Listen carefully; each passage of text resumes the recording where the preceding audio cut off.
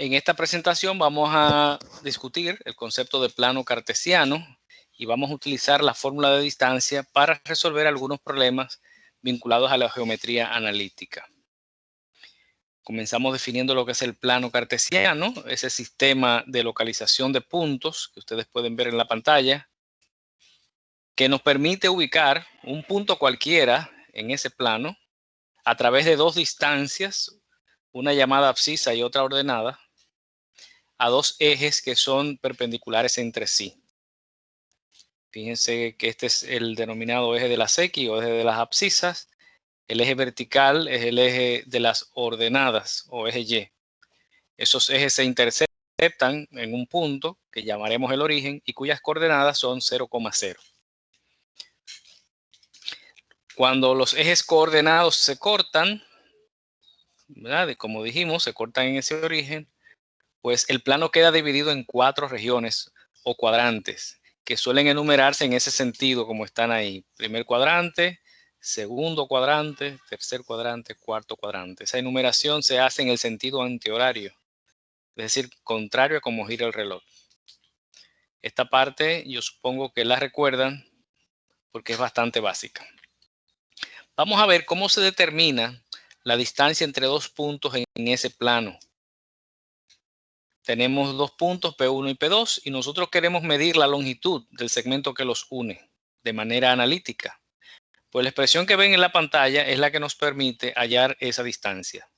Cuando vamos a hallar distancia entre dos puntos, lo primero que hacemos es elegir un punto como el punto inicial y lo etiquetamos como X1, Y1 y el otro punto va a ser el otro extremo, lo etiquetamos como X2, Y2.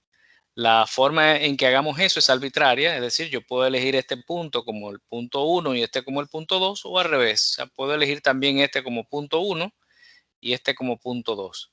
Cuando sustituyamos esas coordenadas en la fórmula, pues nos vamos a dar cuenta que conseguimos los mismos resultados sin importar a quién elegí como punto 1 y a quién elegí como punto 2. Veamos algunos ejemplos. Queremos hallar la distancia entre los puntos P y Q, cuyas coordenadas son las que están dadas ahí. Lo primero que vamos a hacer es elegir un punto inicial. Vamos a etiquetar, por ejemplo, el punto P como el punto inicial. X1 sería 3, Y1 es 8. Entonces ya queda determinado el segundo. X2 sería 7 y Y2 sería 11. Sustituimos entonces esos valores en la fórmula que vemos, la fórmula de distancia, tomando en cuenta el orden en que están colocados y los signos. Y entonces encontramos que la distancia entre P y Q es la raíz cuadrada de 7, que es X2, menos 3, que es X1. Todo eso al cuadrado. Más Y2, que es 7, perdón, que es 11, menos Y1, que es 8. O sea, restaríamos 11 menos 8, también al cuadrado. Si nosotros restamos, efectuamos esa resta que está indicada ahí, pues tendríamos en el primer caso 4 al cuadrado y aquí tendríamos 3 al cuadrado. Si nosotros elevamos al cuadrado cada expresión de esas, pues tendríamos 4 al cuadrado que es 16, 3 al cuadrado que es 9. Sumamos bajo el radical, tenemos 25 y en este caso, como esas raíces exactas, las extraemos. Así que la distancia que hay entre el punto P y el punto Q es de 5 unidades. Aclaramos que si este número no tuviera raíz cuadrada exacta, nosotros preferimos dejarla indicada. Es decir, si fuera, por ejemplo, raíz de 26, pues simplemente la dejamos como raíz de 26, no ponemos el decimal. Preferimos la forma de radical a la forma decimal. Veamos otro ejemplo. En este caso tenemos que tomar en cuenta el detalle de los signos. Muy importante ese detalle. Entonces, tenemos la misma fórmula, etiquetamos el primer punto como X1, Y1. Recuerden que esa elección es arbitraria, o sea que yo puedo elegir perfectamente este segundo punto como el punto inicial y marcarlo como X1, Y1. Eso no va a cambiar la respuesta. Nosotros lo hemos elegido en la misma manera. X2 y Y2 sería el punto 2. Pues sustituimos en la fórmula y tenemos lo siguiente. Observen los símbolos, los signos que utilizamos y corchetes para no confundir. En este caso tenemos menos 4, menos 2. Ese menos es que la fórmula lo trae y ese menos 2 ya traía un negativo, de manera que tuvimos que poner a menos 2 en un paréntesis para que no choquen esos signos. Todo eso pues va al cuadrado, como dice la fórmula. Más y2 menos y1, pues sería menos 7 menos 0. Al cuadrado también. Resolvemos ese choque de signo que tenemos acá, negativo y negativo, eso es positivo, de manera que tendríamos menos 4 más 2. Aquí tendremos lo mismo todavía, menos 7 menos 0, pues es menos 7. Si nosotros efectuamos esa resta o esta suma, ¿verdad? Fíjense que son de signos diferentes, de manera que va a ocurrir realmente una resta, pues tendríamos menos 2 al cuadrado, eso es menos 4 más 2, y todavía sigue ahí menos 7 al cuadrado. Si elevamos menos 2 al cuadrado es 4 positivo, y menos 7 al cuadrado es 49. De manera que al sumar 4 y 49 tengo raíz de 53. Observen que como esta raíz no es exacta, pues preferimos dejarla en la forma radical. Así la dejamos. Algunas aplicaciones que tiene esta fórmula de distancia que podemos utilizarla para resolver problemas vinculados a la geometría analítica, pues son los siguientes. Queremos demostrar analíticamente que esos puntos que están acá, A, B y C, corresponden a los vértices de un triángulo isósceles. Cuando hablamos de una prueba analítica, eso significa que nosotros no vamos a utilizar un gráfico para llegar a ninguna conclusión, sino que vamos a utilizar alguna fórmula, como la fórmula de distancia, que es la que nos va a permitir concluir de si el triángulo es isósceles o no. Aquí, en este punto, es necesario que recordemos qué es lo que es un triángulo isósceles. De acuerdo a los lados, los triángulos se clasifican en tres grandes grupos. Están los triángulos equiláteros, que son los que tienen los tres lados congruentes, o sea, del mismo tamaño. Están los triángulos isósceles, que son los que tienen al menos dos lados iguales. Por ejemplo, este triángulo tiene este lado y este iguales.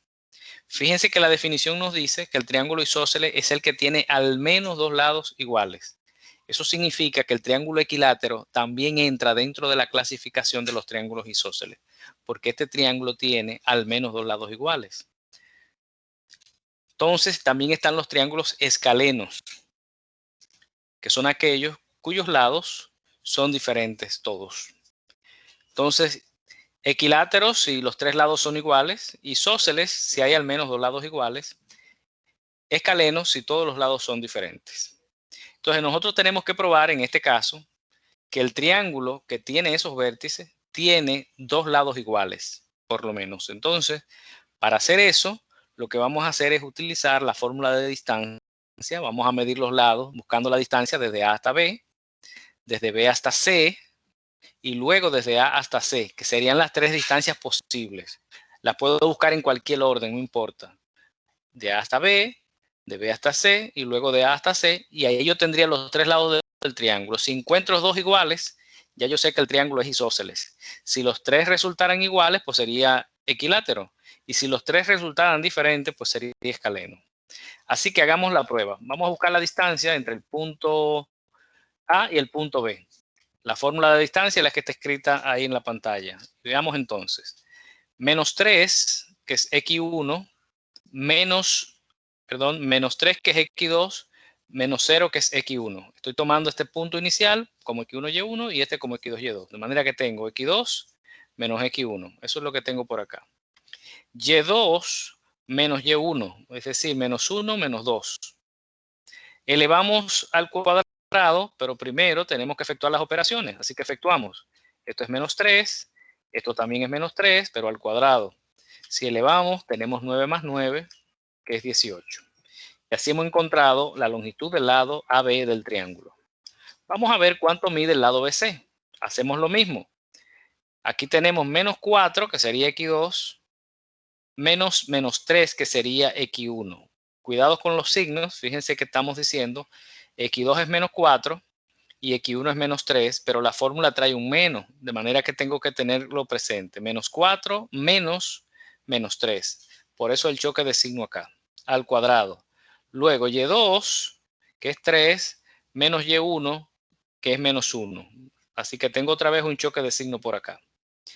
Vamos a efectuar entonces este menos menos y este menos menos que tenemos en la fórmula. Tenemos acá, este menos menos nos va a dar más 3, o sea que nos va a quedar menos 4 más 3, que es menos 1. Y aquí nos va a quedar menos 1 menos 1, perdón, menos, que es más, nos va a quedar entonces 3 más 1, que es 4. Entonces elevamos menos 1 al cuadrado, que es 1, y 4 al cuadrado, que es 16. De manera que hemos encontrado un segundo lado. Ya sabemos que el triángulo no es equilátero, porque si fuera equilátero los tres lados fueran iguales. Así que vamos a ver si es isósceles, si el lado que falta coincide con alguno de estos dos. Buscamos la distancia entre A y C, que es la que nos queda pendiente. Se puede buscar entre A y C o entre C y A, porque sería lo mismo. Entonces tendríamos x2, que es menos 4, menos x1, que es 0. y2, que es 6, menos y1, que es 2. Restamos bajo el radical. Tendremos 4 al cuadrado y aquí tendremos 1 al cuadrado. Si elevamos, tenemos 16 y tenemos 1. Entonces, encontramos raíz de 17, de manera que tenemos dos lados iguales. El lado BC y el lado AC han coincidido y entonces decimos que por tanto, esos 3 puntos significan por tanto, el triángulo es isósceles. Siempre hay que decidir al final, decir las respuestas, porque se nos está pidiendo que demostremos que el triángulo es isósceles. Hay que decir al final si es isósceles o no. En este ejercicio vamos a demostrar que los puntos que están dados ahí pues corresponden a los vértices de un triángulo rectángulo. Vamos a recordar esa idea de triángulo rectángulo. La clasificación que vimos ahorita de los triángulos era de acuerdo a los lados. Dijimos que de acuerdo a los lados podían ser equiláteros, podían ser isósceles o podían ser escalenos. Pues de acuerdo a los ángulos, los triángulos se clasifican también en 3 grupos. Están los triángulos acutángulos, que son aquellos en donde los ángulos interiores todos miden menos de 90 grados. Está el triángulo obtusángulo, que es el triángulo en donde uno de los ángulos mide más de 90 grados. Por ejemplo, este grado acá es un ángulo, este ángulo es un ángulo obtuso, porque mide más de 90 grados. Y también está el triángulo rectángulo, que es aquel que tiene un ángulo que mide justamente 90 grados. Se dice que es un ángulo recto y por eso el nombre de rectángulo. De manera que nosotros tenemos que probar que esos vértices A, B y C corresponden a un triángulo de este tipo. Pero hay un detalle. Nosotros todavía no tenemos la manera de medir los ángulos. No hemos visto eso todavía. Nosotros, sin embargo, podemos saber si el triángulo es rectángulo o no, aprovechando una relación que solamente se da en los triángulos rectángulos. Vamos a ver cuál es esa relación. El teorema de Pitágoras, que nos dice que en todo triángulo rectángulo, el cuadrado de la hipotenusa, recuerden que la hipotenusa es el lado más largo en un triángulo rectángulo y es el que está al frente, o sea que se opone al ángulo recto. El ángulo recto está por acá y lo que se opone al ángulo recto es la hipotenusa. Pues el teorema de Pitágoras nos dice que en todo triángulo rectángulo, el cuadrado de la hipotenusa es igual a la suma de los cuadrados de los catetos. En forma simbólica, eso lo escribimos así. Fíjense que la hipotenusa la estamos representando con C. Entonces, el cuadrado de la hipotenusa es igual a la suma de los cuadrados de los catetos. Es decir, este cateto al cuadrado y este cateto al cuadrado. Solamente en los triángulos rectángulos se verifica esta relación. Entonces, eso me permite a mí probar si un triángulo es rectángulo o no. Vamos a ver, antes de entrar al ejercicio que nos corresponde, un pequeño ejercicio que nos permitirá entender esa idea. Vamos a suponer que nos dan los lados de un triángulo. Nos dicen, hay un lado que mide 3 unidades, otro mide 4 y otro mide 5 unidades. Y nos preguntan que si esos corresponden con un triángulo rectángulo, o sea, si esos lados forman un triángulo rectángulo. Para saber eso, lo primero que debemos suponer es que si el triángulo es rectángulo, pues el lado más largo debe ser la hipotenusa, o sea, 5 unidades. Entonces vamos a utilizar el teorema de Pitágoras para probar si efectivamente es un triángulo rectángulo o no. Eso es lo que nos dice el teorema de Pitágoras. El cuadrado de la hipotenusa debe ser igual a la suma de los cuadrados de los catetos. De manera que debe cumplirse que 5 al cuadrado, que debería ser la hipotenusa, debe ser igual a cateto al cuadrado más cateto al cuadrado. Si esa ecuación que estamos mirando aquí es cierta, eso significa que esos tres lados sí se corresponden con un triángulo rectángulo. Veamos a ver. 5 al cuadrado es 25, 3 al cuadrado es 9, 4 al cuadrado es 16. Si nosotros sumamos estos dos números, pues nos damos cuenta que nos da justamente 25. De manera que podemos decir que sí, esos lados sí se corresponden con un triángulo rectángulo. Regresamos entonces a nuestro ejercicio. ¿Cómo probamos entonces que esos vértices se corresponden con un triángulo rectángulo? Bueno, pues lo primero que deberíamos hacer es medir los lados. Medirlos, pero utilizando la fórmula de distancia, que es lo que disponemos hasta ahora. O sea, buscamos la distancia entre A y B, buscamos la distancia entre B y C y buscamos la distancia entre A y C. Ahí tendríamos los tres lados del triángulo. Y luego que tengamos las distancias, pues entonces utilizamos el teorema de Pitágoras para probar. Recordamos la fórmula de distancia y buscamos entonces cada una de ellas. Distancia entre A y B. X2 menos X1. O sea, sería 3 menos 2 al cuadrado. Más Y2 menos Y1. Sería menos 1 menos 1 al cuadrado. Este menos nos va a dar positivo, o sea que nos va a dar 5. 3 más 2 es 5. Y esto nos va a dar 0, porque menos nos va a dar más. Sería menos 1 más 1.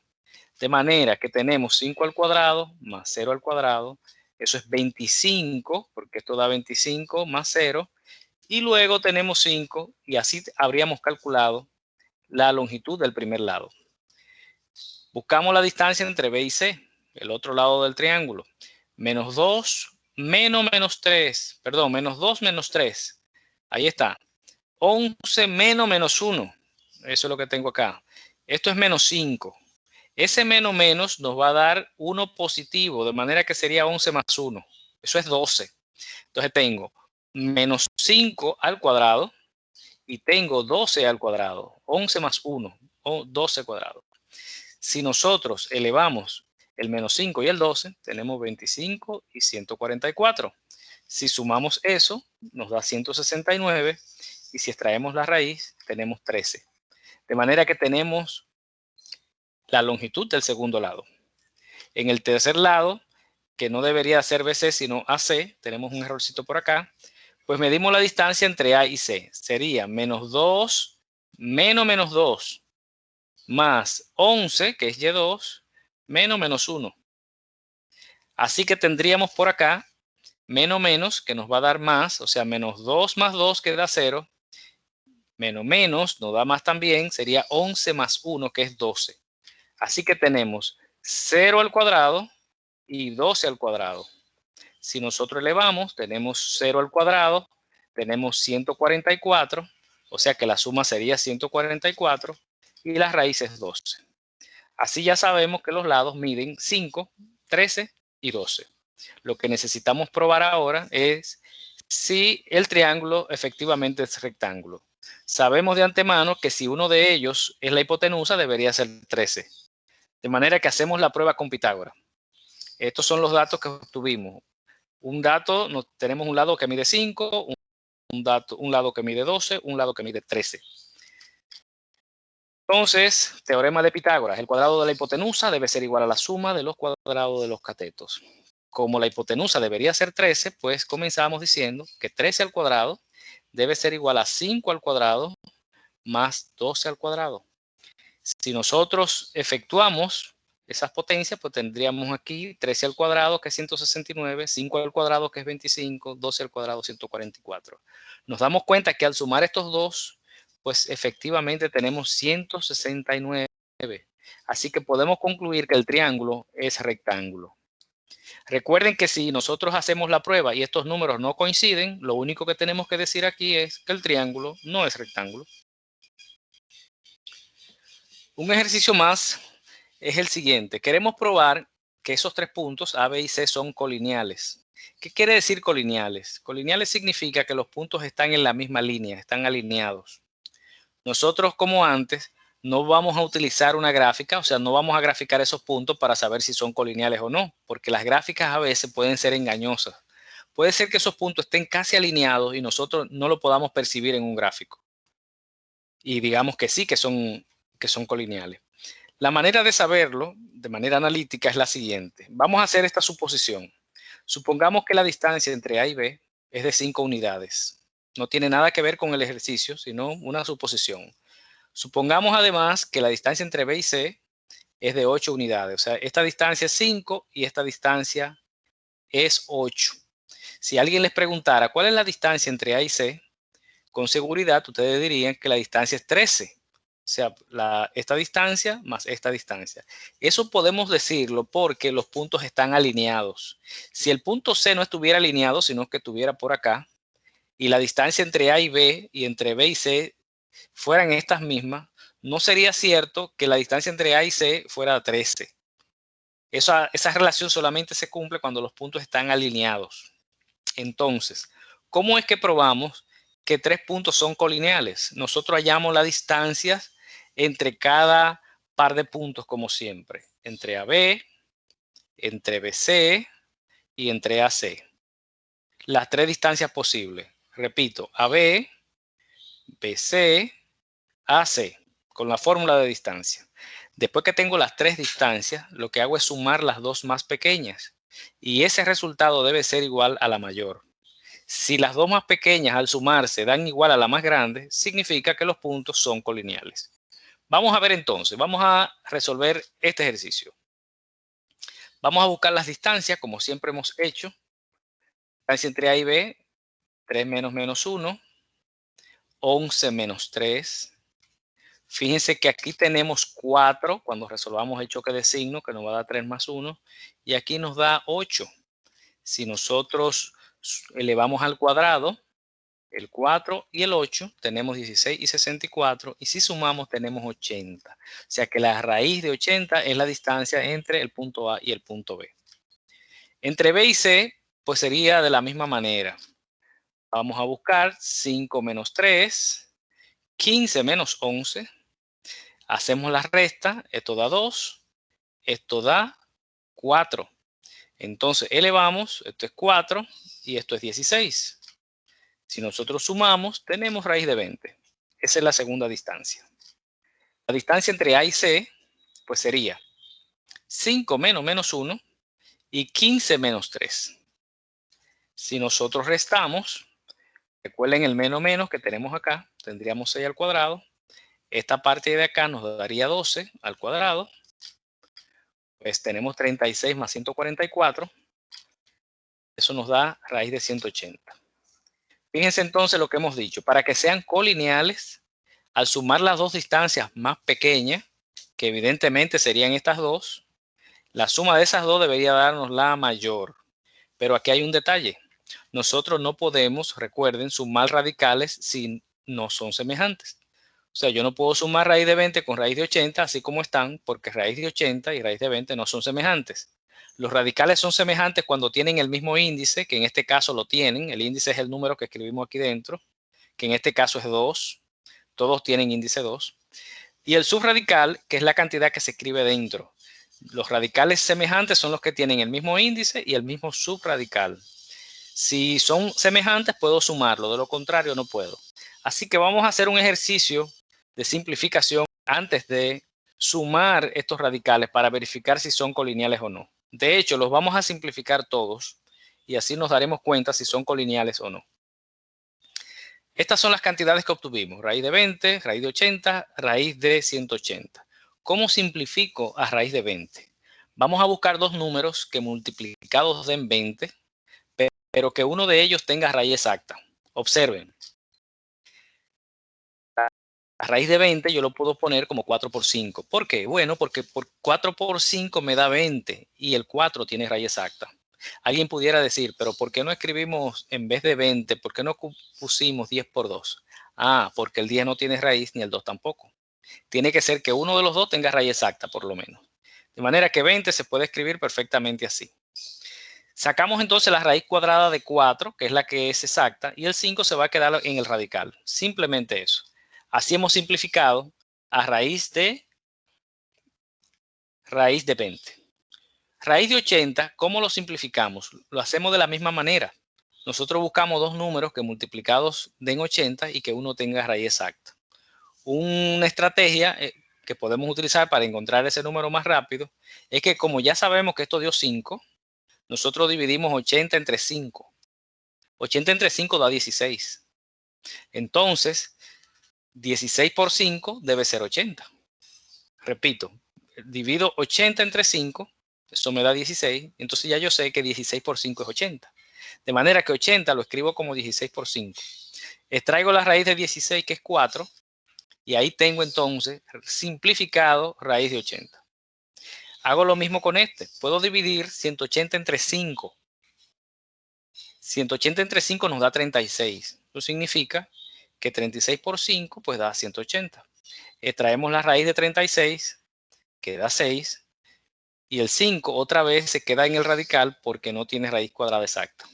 Fíjense que hemos simplificado raíz de 20, raíz de 80, raíz de 180. Ahora es fácil saber si los puntos son colineales. Fíjense que al sumar los dos más pequeños, que son estos dos, sumaría ese 2 con ese 4, me daría 6, raíz de 5. Así se suman los radicales, se suman los coeficientes, que es como se llaman estos números, y el radical se mantiene. De manera que al sumar esos dos me doy cuenta que efectivamente tengo 6 raíz de 5. Y por tanto, puedo decir que los radicales son semejantes. Perdón, que los puntos son colineales, que era la pregunta que nos habían hecho.